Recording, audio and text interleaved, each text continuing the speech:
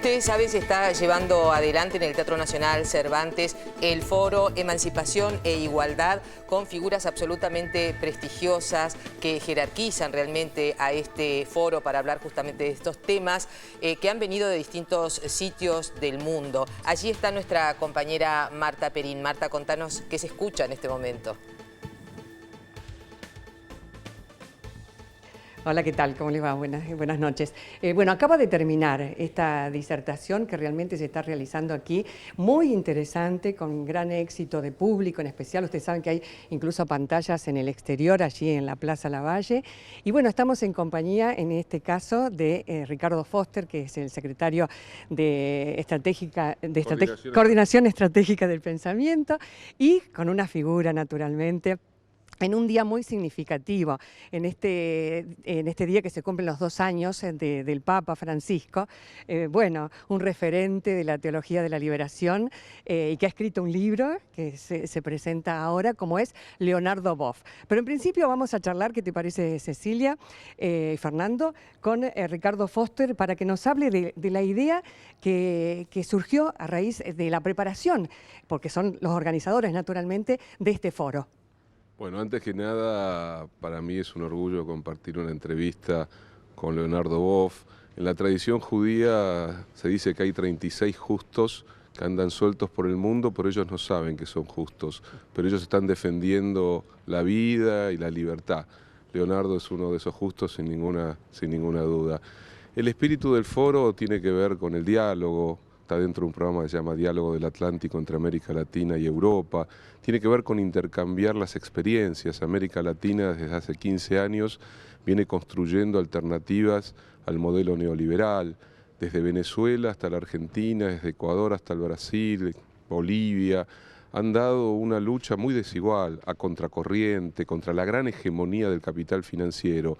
Y ahora también en Europa, en la Europa mediterránea, los griegos de Siriza que han llegado al gobierno, los españoles de Podemos que están desafiando al poder neoconservador en España, y otros luchadores en Irlanda, en Portugal, en Francia, están tratando de generar también en Europa una alternativa al neoliberalismo. Y en ese sentido nos pareció interesante desde el Ministerio de Cultura de la Nación construir un foro que reuniese a estos hombres y mujeres que hoy están diciendo algo muy significativo, una palabra muy potente, que incluye también no solo certezas, también preguntas, incertidumbres, pero que tiene algo en común y que está vinculado a las 2 palabras que le dan sentido al foro: emancipación e igualdad, ¿no? Libertad, soberanía, capacidad de creación y también, por supuesto, una distribución más justa de la riqueza para que la mayor parte de la humanidad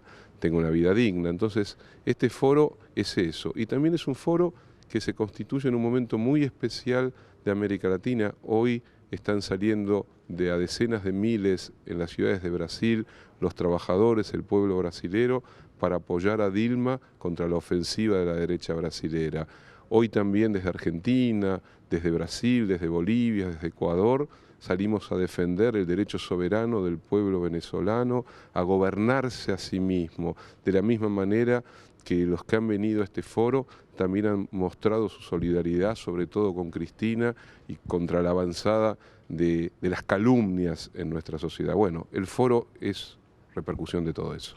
Y Leonardo Boff, bueno, lo ha mencionado Ricardo Foster, en estos momentos se están llevando a cabo manifestaciones en defensa del gobierno y especialmente del PT. ¿Cómo se está viviendo allí en Brasil toda esta situación? Hay un fenómeno en Brasil que uno no conocía bien, que hay un odio y una rabia muy fuerte contra el PT. Pero cuando se analiza, no es contra el PT, es contra las políticas que el PT ha propiciado, que una Argentina entera fuera incluida en la sociedad. Más de 40 millones de personas que no comían, que estaban al margen, ahora son ciudadanos, han ascendido incluso a la clase media. Entonces las clases dominantes tradicionales se ven invadidas en sus espacios. No aceptan que el pobre sea promocionado a esos niveles. Y persiguen y calumnian y distorsionan el partido y han llegado al punto de pedir el impedimento, el impeachment de la presidenta. Hay un punto que es débil para nosotros, pero hay que reconocer que hubo una gran corrupción dentro de la Petrobras. Y evidente es el gancho mediante el cual atribuyen a la presidencia la última responsabilidad y a raíz de eso entonces en la justicia, la Suprema Corte, plantear eventualmente un impedimento, el impeachment. Y ahí está la correlación de fuerzas muy difícil de calcular. Hoy milhares en 35 ciudades se han manifestado los movimientos populares, que son muy grandes en Brasil, y domingo serán del otro lado, que van a exigir, como es clase media y es domingo, posiblemente prefiere ir a la playa que hacer manifestaciones. Entonces no creemos mucho en la fuerza política de ellos.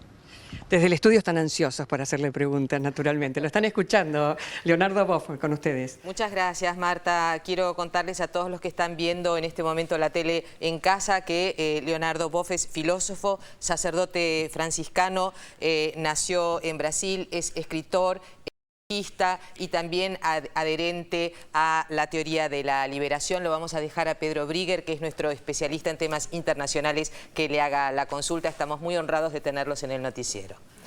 Sí, buenas noches, Leonardo. Sin lugar a dudas, como uno de los referentes de la teología para la liberación y del trabajo del PT también en Brasil. Yo quería señalar, o en realidad preguntarle algo sobre sus palabras de esta semana, cuando dijo que la crisis está inducida por los medios de comunicación. ¿Es una crisis real? ¿Hay una crisis económica en Brasil o hay un montaje mediático que lleva a describir una crisis en Brasil?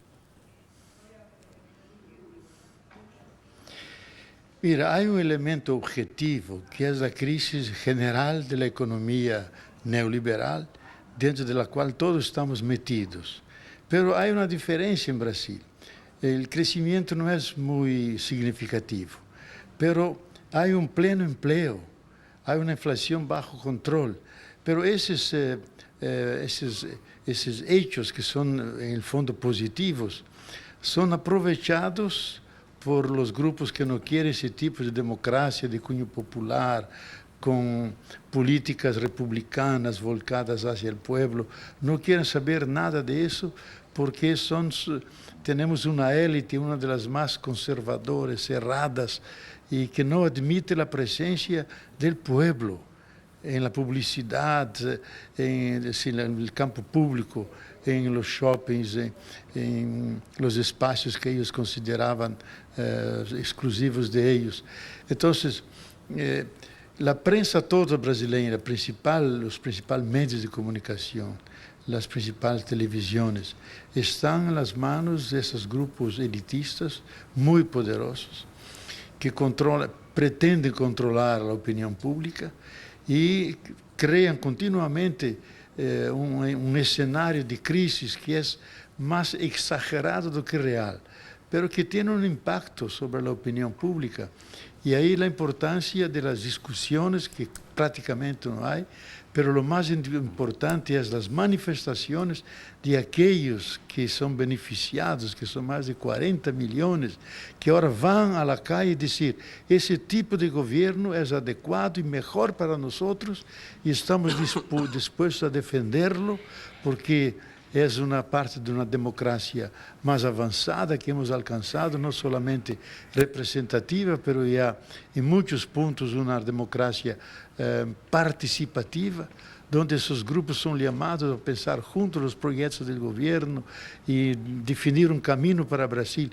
Entonces, esas novedades políticas no son aceptadas por los grupos de la vieja democracia, que era más bien una farsa do que una realidad. Sin embargo, Leonardo, hoy en Brasil hubo manifestaciones que no fueron masivas, tal vez 30.000, 40, 50.000 personas, y es posible que la manifestación en contra de la presidenta Dilma Rousseff el domingo sí sea muy grande. Entonces, ¿cómo se explica esto? Mira, las manifestaciones en Brasil eran en 35 ciudades. Entonces ya no se puede decir que son 40.000. Tal vez han tomado como referencia Brasilia, São Paulo, pero si uno toma el Brasil entero, con 35 ciudades, yo creo que serán centenares y centenares. Y de domingo, eso es una sorpresa, nos podemos juzgar, pero sabemos que es de la derecha, de los grupos dominantes, y generalmente ellos no van a las calles, no se manifiestan. Anuncio por la televisión, dice que van, muchos no van, incluso políticos notables que anunciaban que iban, de repente no van, porque saben que todo eso es más virtual, más de las medias sociales, pero una manifestación no se hace por la internet, se hace en la calle, con las personas concretas. Entonces yo creo que el poder de conclamación que la clase dominante tiene es muy pequeño. Y yo me espero y deseo que esa manifestación de domingo no resulte, que resulte una fortificación de la democracia y que ellos se dan cuenta que no es por esa manera que se puede anular una elección que fue correcta, que fue legal, y el rito constitucional y electoral tiene que ser respetado. Ganamos, es decir, Dilma ganó, el PT ganó, y hay que respetar esa victoria que fue ganada por el voto y no por trampas o por un golpe cualquiera. Leonardo, Fernando Alonso es mi nombre, es un gusto hacerle una pregunta. Usted que fue de alguna manera condenado al silencio en algún momento en 1984 por el Vaticano y que presentó un libro no hace mucho que se llama Francisco de Asís y Francisco de Roma. Digo, ¿cómo ve la injerencia del Papa Francisco precisamente en este tipo de análisis político latinoamericano que usted y este foro está realizando? Mira, yo creo que la atmósfera dentro de la Iglesia cambió totalmente. Yo escribí el libro Iglesia, Carisma y Poder, que fue condenado por las críticas que yo hacía a relaciones desiguales en la Iglesia de cara a las mujeres, a los laicos. Pero si yo leo hoy mi libro en el contexto del Papa Francisco, es un libro de espiritualidad, es un libro piadoso, porque las palabras duras que el Papa Francisco dice de los cardinales y a los obispos y sacerdotes que tienen cara de Viernes Santo, que son tristes como quien va al propio entierro, que no tienen el sentido de la alegría del Evangelio, y otras críticas duras que hace, yo me siento ultrapasado en mis críticas.